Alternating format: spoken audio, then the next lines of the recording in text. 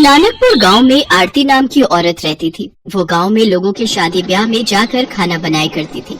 आरती की एक 13 साल की बेटी शालू थी। आरती अपनी बेटी को पढ़ा लिखा कर कुछ बड़ा बनते देखना चाहती थी, इसलिए वो दिन रात मेहनत किया करती थी। एक रोज आ गई माँ तुम? हाँ शालू, लेकिन आजकल शादियाँ नहीं है तो कहीं भी कोई काम ही नहीं मिला। कोई बात नहीं माँ, आप हाफ रही हो, पहले बैठ जाओ और थोड़ा आराम कर लो। सुबह की निकली हुई हो, अब थक गई होंगी। मैं आपके लिए पानी लेकर आती हूँ। पानी पिलाने के बाद शालू रसोई में जाती है और खाने की प्लेट लेकर बाहर आती है। भूल जाओगे सारे गम जब खाओगे शालू के हाथों के अंडा चावल। खाना देख आरती गुस्से में आ जाती है। क्या चाहती है तू शालू? इस घर में एक और नौकर? मैं पैसे जोड़ती हूँ कि तुझे ग्रेजुएट बना सकूं, लेकिन एक तू है कि जिसके हाथों से करची बेलन छूटे का नाम ही नहीं ले रहा। क्या हुआ माँ? तुझसे कितनी बार कहा है कि तू बस अपनी पढ़ाई पर ध्यान दे, घर की ये सब काम रहने दिया कर। सॉरी माँ, मुझे लगा आप थकी होंगी तो आज मैं ही खाना बना कर रख दूं। मेरी बच्ची अपनी माँ का कितना ख्याल रखती है। चल अब जल्दी से खाना खा लेते हैं। अगली सुबह आरती शालू से कहती है, अरे शालू, आज तुम्हारे स्कूल की छुट्टी है ना, तो तुम घर पर ही रहना और घर का ख्याल रखना। ठीक है माँ, लेकिन तुम कहाँ जा रही हो? आज फिर काम ढूंढने जाती हूँ, शायद कहीं खाना बनाने का कोई काम मिल जाए। ये कहकर आरती काम की तलाश में निकल जाती है। ये सब क्या हो रहा है और क्यों? अब बस बहुत हुआ। जरूरी नहीं कि पढ़ लिख कर ही बड़ा आदमी बना जाए। अब मैं अपना खाना बनाने के शौक को ही अपना काम बनाऊंगी और खूब नाम कमाऊंगी। मेरी मजबूरी ही अब मुझे मुकम्मल करेगी। शाम को जब आरती फिर खाली हाथ घर आती है तो शालू अपनी माँ से कहती है, माँ, आपने जो मेरी शादी के लिए थोड़े पैसे जोड़ कर रखे हैं, क्यों ना हम उन पैसों से एक ढाबा शुरू करें? आप भी कब तक क्यों लोगों के घरों में जाकर खाना बनाने का काम करती रहेंगी? जो मेहनत हम दूसरों के लिए करते हैं वो मेहनत हम क्यों ना खुद के लिए करें। हम दोनों मिलकर उसको एक मुकाम तक लेकर जाएंगे। एक छोटी सी दुकान को बड़े से होटल में बदलना है मुझे। ना बाबा ना, लोग क्या कहेंगे कि बेटी के पैसों को खाकर ढाबा खोला इसने। मैं तो कहीं मुंह दिखाने लायक नहीं रहूंगी, और गांव में तो वैसे भी 2 ढाबे वाले हैं ही, फिर लोग अपने ढाबे पर ही क्यों आएंगे?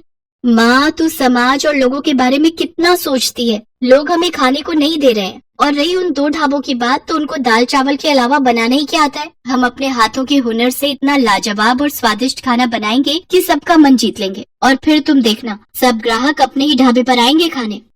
हाँ हाँ ठीक है, पर तू साथ में अपनी पढ़ाई पर भी ध्यान देना। आरती शालू की शादी के लिए जमा रुपयों से एक ढाबा खरीद लेती है। शालू बेटा, हम लोगों ने अपनी जमा पूंजी लगाकर ये ढाबा खरीद तो लिया, पर अब हम इसमें ऐसा क्या बनाकर बेचेंगे कि हमारे ग्राहक बन जाए? माँ, अंडा चावल। और क्या? प्रोटीन से भरा अंडा चावल सबको गर्म रखेगा, और साथ में रायता और गुलाब जामुन बिल्कुल मुफ्त। शालू और आरती सब ग्राहकों को अंडा चावल के साथ पीने के लिए बूंदी रायता और मीठे में गुलाब जामुन परोसती है। सबको उनके हाथ का खाना बहुत पसंद आता है, और वो भी इतने कम दाम में। सचमुच शालू बेटा, तेरे हाथों में तो साक्षात माँ अन्नपूर्णा का वास है। भाई वाह, क्या स्वाद है तेरे हाथों में, वाह। हाँ आरती बहन, तू तो बड़ी ही भाग्यशाली है जो इतनी होनहार बेटी तुझे मिली है। धीरे धीरे गांव भर में उनका ढाबा बहुत मशहूर हो जाता है, और उनके यहाँ ग्राहकों की भीड़ लगनी शुरू हो जाती है। शालू और आरती की दुकान अब काफी अच्छे से चलने लग जाती है, जिससे दूसरे ढाबे वाले उससे जलने लगते हैं। उसकी सफलता देख बगल के ढाबे वाला मंगत राम कहता है, इन माँ बेटी ने मिलकर हमारे काम की वाट लगा रखी है। लगता है इन दोनों को मजा चखाना ही पड़ेगा। अगले दिन मंगत राम ने अपने 2 गुंडों जग्गू और कालू को शालू के ढाबे पर भेज दिया, जहां पहुंचकर वो दोनों शालू की मां आरती से बदतमीजी करने लगते हैं और कहते हैं, अरे सुनो छमिया है, अगर तूने जल्द से जल्द इस ढाबे को बंद नहीं किया ना तो इसका अंजाम बहुत बुरा होगा बे। ये सब क्या बेकार की हरकत है? मालिक का कहना है कि ये ढाबा तुम जल्द बंद कर दो, समझे? नहीं तो आगे का अंजाम तो तुम दोनों जानते ही हो। अपनी ये धमकी किसी और को जाकर देना, वरना एक ऐसा थप्पड़ पड़ेगा ना जग्गू। और कालू कौन है? ये कोई पहचान भी नहीं पाएगा। रुको, अभी पुलिस को फोन लगाकर तुम दोनों की हेकड़ी निकालती हूँ। चल चल कालू, ये लड़की नहीं सचमुच में आफत की पुड़िया है। क्यों तू इन गुंडों से उलझती है? अगर इन्हें इनकी सही जगह ना दिखाओ ना माँ, तो ये सिर पर चढ़ जाते हैं। जग्गू और कालू ये सारी बात जाकर मंगत राम को बताते हैं, पर मंगत राम आखिर कहाँ शांत बैठने वाला था। उसे एक चाल सूझती है और वो कुछ अंडे के आकार के पत्थर लेता है और उन्हें सफेद रंग से पेंट कर देता है। और फिर आधी रात को जाकर शालू के ढाबे में अंडों की जगह उन्हें रख देता है। अगले दिन जब आरती और शालू अंडा चावल बनाने की तैयारी कर रही होती हैं, तभी शालू की नजर उन अंडों पर जाती है। ये कैसे अंडे हैं जो इतने भारी हैं? अरे इसमें से तो रंग निकल रहा है। ये क्या? ये तो पत्थर है मम्मी। ये जरूर उस मंगत का काम होगा। वो तो अच्छा है कि तू बिना जांचे परखे कोई काम नहीं करती, वरना जाने क्या होता आज। अब तो हद ही हो गई मम्मी। अब आज रात को अपने इस ढाबे की रखवाली मैं खुद करूंगी और उस मंगत राम का ढाबा तो मैं बंद करवाऊंगी। उधर मंगत राम कब से किसी हलचल के इंतजार में बैठा था। ये अभी तक उनके ढाबे में कोई हंगामा क्यों नहीं हुआ? लगता है अंडे ठीक से अभी उबले नहीं। तभी मंगत राम शालू के ढाबे पर जाकर देखता है कि सभी लोग आराम से खाना खा रहे होते हैं। वो छुपते छुपाते ग्राहक से पूछता है, तुम्हें यहाँ का खाना कैसा लगा? क्या कुछ अजीब नहीं है क्या? अरे नहीं भाई, ये खाना तो बल्कि बहुत स्वादिष्ट है। आहा, अब ऐसा कैसे हो सकता है? लगता है तरकीब फेल हो गई। कोई नहीं, आज कोई नई तरकीब आजमाऊंगा। शाम को मंगत राम सफेद कंकड़ लेकर शालू के ढाबे में जाता है। आज तो ये सफेद कंकड़ चावल में मिला दूंगा, फिर देखता हूँ कैसे चलता है इन माँ बेटी का ढाबा। वहीं शालू और आरती छुपकर ये सब देख रही होती हैं। वो जैसे ही चावल में कंकड़ मिलाने लगता है तो शालू और आरती उसे रंगे हाथ पकड़ लेती है। साथ ही शालू इस सारी हरकत को अपने फोन में रिकॉर्ड कर लेती है और पुलिस को फोन कर उसे वहाँ बुला लेती है।